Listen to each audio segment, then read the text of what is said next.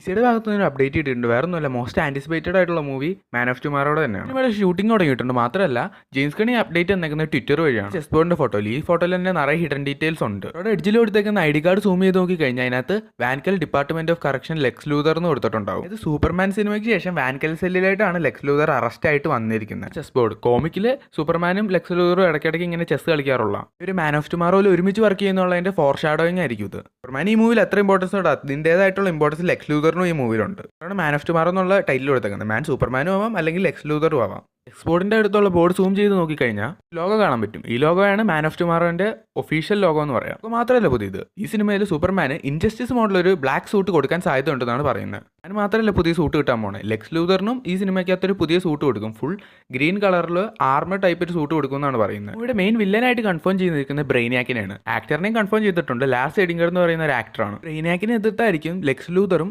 സൂപ്പർമാനും fight ചെയ്യാൻ പോകുന്നത്. ഒരു മേജർ കാസ്റ്റിംഗ് കൺഫേം ചെയ്തിട്ടുണ്ട്. ആഡ്രിയ ചോൺ. 2 റോൾസ് ഫാൻസ് പറയുന്നുണ്ട്.